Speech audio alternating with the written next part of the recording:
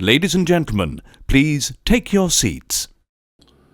You know, why talk about a beautiful movie once when we could talk about it twice?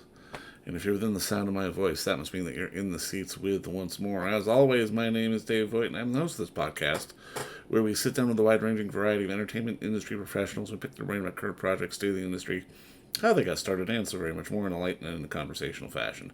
And if you like how we do things around here, I'm going to assume that you do, because let's face it, you're listening right now.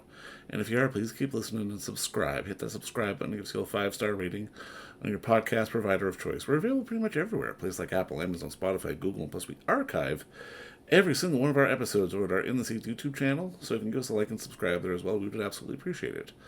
Also, don't hesitate to check us out on social media.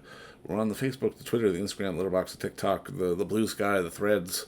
We're all over the place at In the Seats for all sorts of fun updates.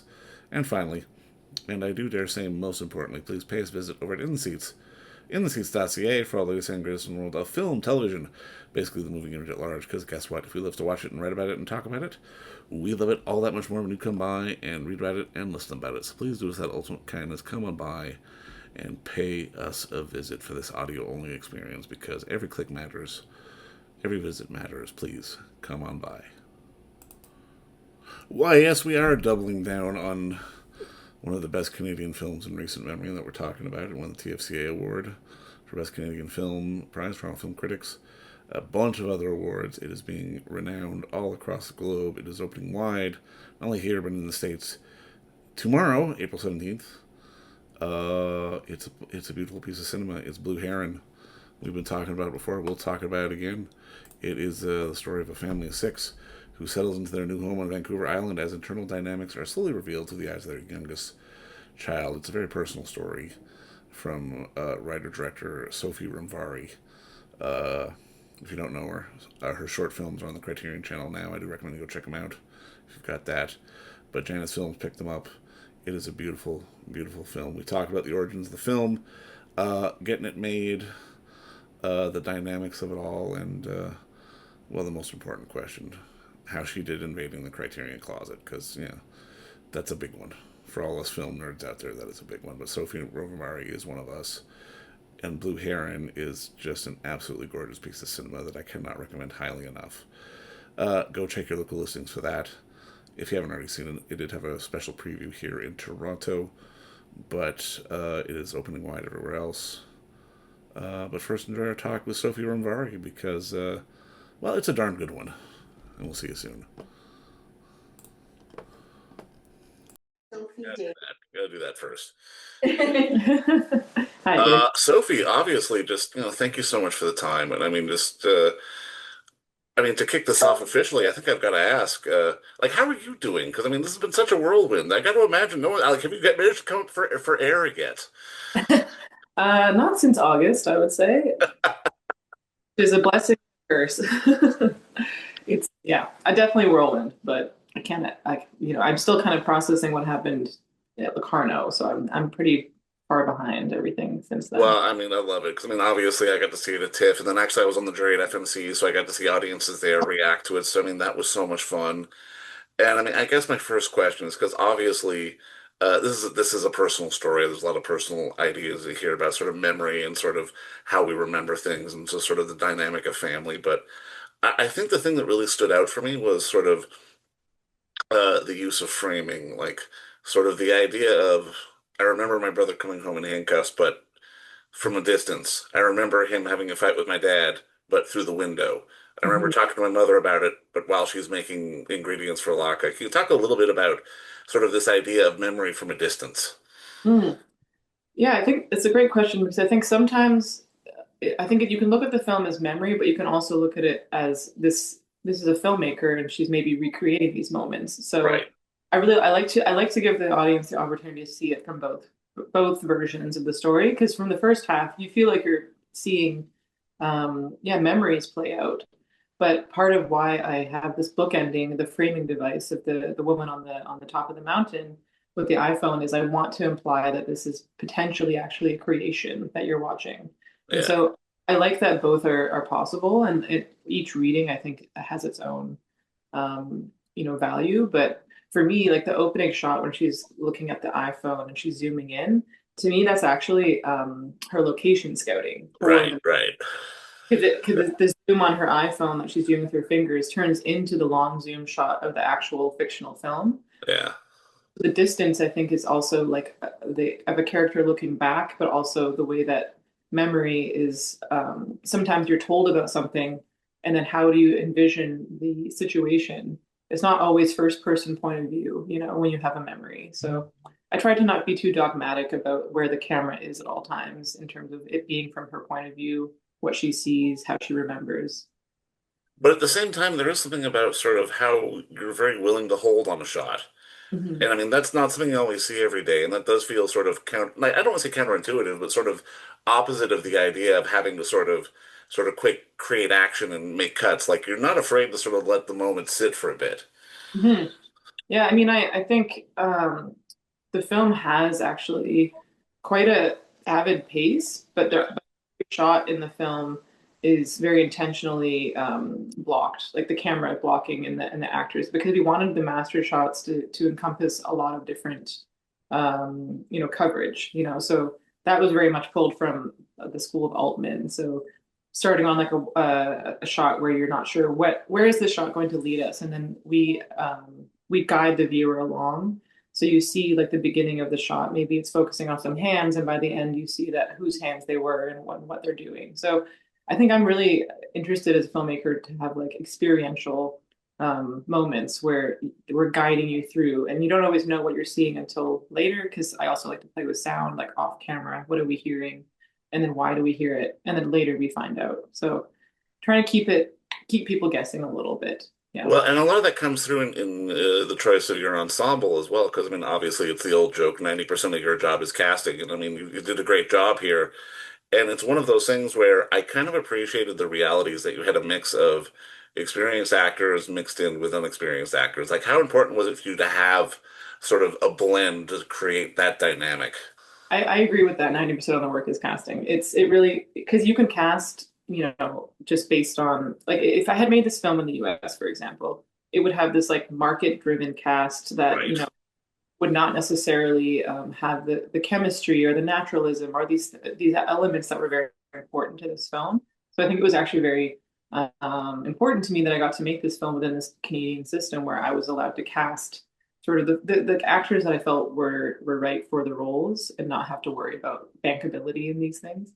But I think I was number one focusing on chemistry, like how did these actors develop natural chemistry? So rather than doing dialogue rehearsals, we just spent time together in different orientations. So like I had the two boys, like they sent them on play dates, and so they would like play video games together and go to the water park, and they developed a natural rapport. And the parents, when they were auditioned, we auditioned them separately, but then eventually every parent was auditioned together to see what their chemistry was. And the two that we cast had the most natural chemistry, but also it felt like they had like a real history. So all of these questions happen before you even get to set, and just developing those relationships is super important. No, I mean, I got to go full nerd, film nerd on you for a minute, because obviously all your shorts are back on the Criterion channel, which is so fantastic. And I marathoned them last night just because it's been a while since I'd seen them.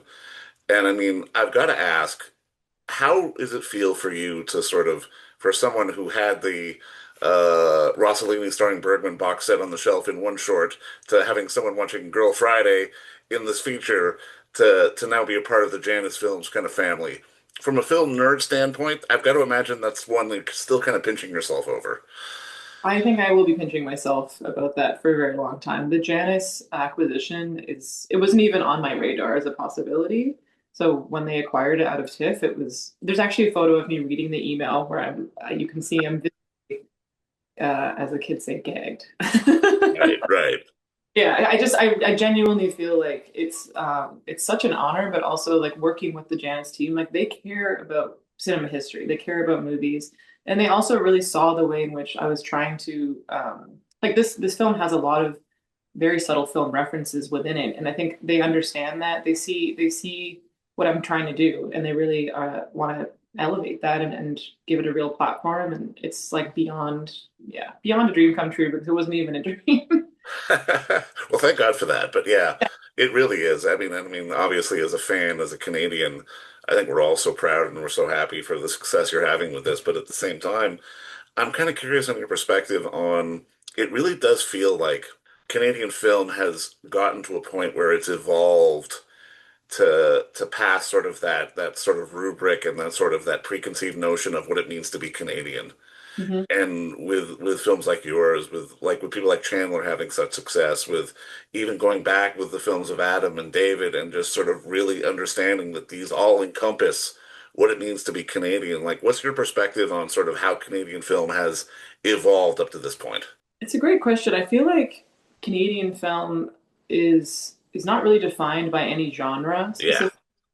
I think there's an artistic freedom in making films within Canada, like, as I mentioned regarding the casting, and I think it's very easy to complain. No matter where you live, it's easy to complain about, bureaucratic funding and all these different things. But now that I've made my first feature, and I've traveled with it and I've met filmmakers from other parts of the world, I think that living in Canada might be one of the most privileged places to live as a filmmaker, because we have a very, robust opportunity to apply for funding. It doesn't mean that it's easy, but even to have the opportunity right. to is an insane privilege, because so many countries don't have that. And if they do, there's so many barriers of, what can and can't be made in terms of what the government will and will not support. Here, it's very much focused on what are the stories that Canadians want to tell about identity, that they actually want to support those stories. So, which, of course, that creates its own dynamic. But I think I got to make the film I wanted to make, and that's because I live in Canada. It's, Mm. I think like I would not have made this film in the same way if I lived in the US. No, for sure. I believe that 100%. Now, I mean, this is a bit of a silly question, but it's one I always like to ask. Obviously, you're at almost the tail end of the whole ride. You've got your first feature under your belt. Is there anything that you know now that you kind of wish you had known then? How much it costs to license music. I could do a TED talk on that. It's actually insane, and it's such a huge part of this movie, and it was such an incredible reckoning for me, having to understand like the way that the music industry is now, because it actually has changed significantly in the last 10, 15 years, because every artist sold their catalogs to many of the big labels. And so it's no longer write a letter to your favorite artist and they give you the music for free. Right, It's right, right. Yeah, but I think, yeah, this is such a lame answer, but really, like, if you're thinking about having music in your script or in your film, you should think about it at the script level, because it takes a long time to get these things done. But music is such an important part of this movie, and I'm so, so happy with the soundtrack. But it was so much work, and so many people, so many music supervisors, like, volunteered their time to help us make this movie. So yeah. Well, no, I mean, it's an honest answer because I mean, you're right. It's one of those dynamics that, I can imagine a lot of aspiring filmmakers don't necessarily think about right away. Yeah, no, it really is, and it makes a huge difference. And it's like it's very rare for an indie film to have a soundtrack. Like most have scores. But I knew for me, like the diegetic source music was a big part of the actual atmosphere of the film rather than a score. So it was always going to be a challenge. But I learned a lot in that process, and it makes a big difference to a film. When you have, I think score is amazing, obviously, but it was just not what I wanted for this film. So yeah. For sure, for sure. Now, I mean, I mentioned obviously your shorts are back on the Criterion channel. If anything, they made me want to watch Mephisto again. I'm going to probably do that later tonight. But I mean, I'm kind of curious. How do you think your time in making shorts sort of helped you to sort of be ready for a feature? Because I mean, obviously, shorts can be used as, proof of concept, but at the same time, shorts are often, you know, little artistic stories that people don't necessarily give enough credence to. Mhm. I think short films are their own medium, really. Mm. Like, I don't think of short films as, a mini feature film. I think of it as, an expression that is contained. It's a different container for a cinematic expression. And I think I was using those little containers to just explore different modes of filmmaking, explore different emotions. How can I access an emotion quickly, efficiently, cinematically? So it's a lot of very little experiments, I think.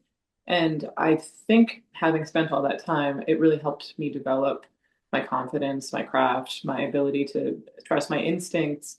And then also, because this film is again, quite personal. I think having spent all that time already processing, well, obviously, processing these things that I had been talking about and thinking about within my life and my family for so many years, by the time I got to making my feature, I did have the emotional like fortitude and distance to be able to direct this film because I had that emotional time to process things. So I did have, I think if I made this film in my 20s, I would not have been ready to make it. And Yeah. so When do you think ultimately you'll have sort of emotionally caught up with this whole experience? Because, I mean, especially when it's a first feature, I can imagine there's going to be a hard part of it that's going to be, there's going to be part of it that's hard to let go, especially yeah. when you start sort of going into sort of feature number two. Yeah, no, that's a great point because I do feel like I'm in this push-pull right now where part of me is like eager to have this part of it over so I can start working on the whatever the next project is, but then part of me is afraid to let it go because it's been my whole life. So I think there will be a come down that Yeah. I'll have to deal with, and also because it's been received so beautifully, I feel so supported. I think it's going to be, but I also feel very motivated to continue to work. So I think it gives me a lot of purpose to make films, and so I think I do feel a little bit stuck in the past, in this phase of things. But I'm looking forward to, um, yeah, falling in love with whatever the next project is. But this is always going to be like probably the most special For experience, sure. For to sure. be honest. But it doesn't mean I'm not looking forward to whatever is next, and I think it'll be very different, whatever's next. Oh, 100%, 100%. But I mean, obviously, as a fan who's, seen your work and obviously, enjoyed it, I'm so happy for you and this ride you've been on. And just as a fan, please, when you have your Criterion Closet moment, please carry your body weight and discs out of that place just for all of us, because I know everyone wants to be reserved and shy when they do it, but please go nuts. I can tell you off the record that I already did. They had to ship it to me because it was too much to I fit. love it. I love it. Good for you. Yeah, yeah. So that'll be coming out soon. Yeah. Excellent. All right. All right. Well, again, just congrats on the ride and just, thanks for the time. I Thank you. appreciate it. Wonderful. Thank you, Dave. And don't forget to visit our friends over at Bay Street Video for all your DVD, Blu-ray rental, or purchasing needs this summer, as they are still open for curbside and some mailing delivery as well. Over at 1172 Bay Street, Toronto, Ontario, Canada, you can give them a call at 416-964-9088. That's 416-964-9088. Or send them an email at baystreetvideoto@gmail.com for any of your DVD and Blu-ray needs.